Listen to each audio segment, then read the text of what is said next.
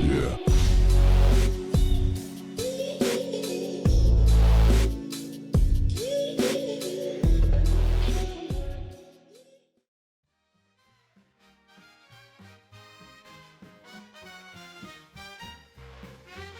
Good evening, ladies and gentlemen.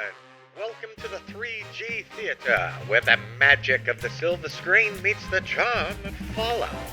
Broadcasting to you from the heart of Charleston. We're here to take you on a delightful journey. Now let's meet our host. Welcome back, everybody, and I appreciate you stopping by. We're here again at the 3G studio, and this is going to be where we're going to be presenting all of our new ASMR videos.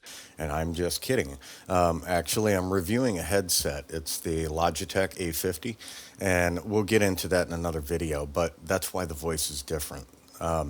Anyway, so part of the top 5 is vaults, custom worlds, any kind of budget glitch camps or trickery that's really crazy that you shouldn't be doing.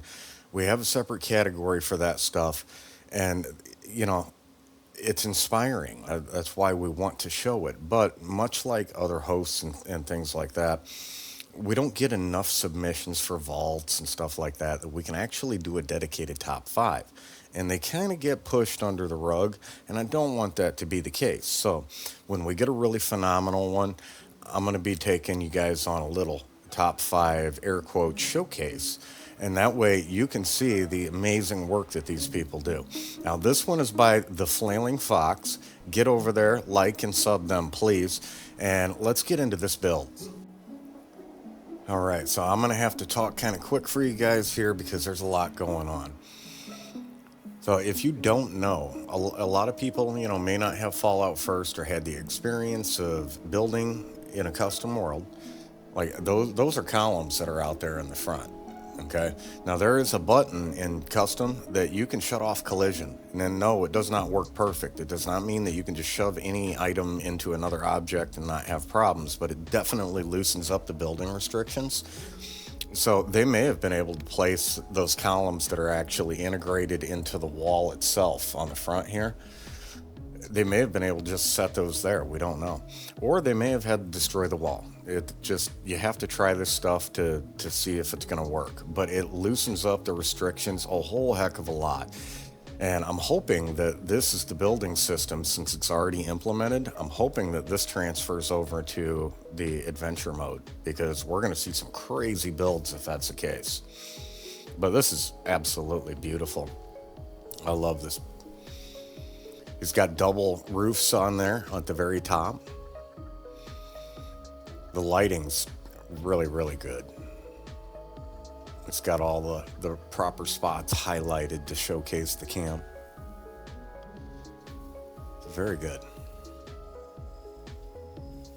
Now, as we walk in here, and those are the columns I was talking about, but as we walk in here, see these stones? You're going to see stones that the succulents and plants are put onto. That is a very clever use of the top of that chimney. That is really, really good. The curtains and everything in that living room or sitting area, whatever you want to call it right here, absolutely gorgeous. They lined it. These are beautiful though. I love that fireplace. That fireplace is phenomenal.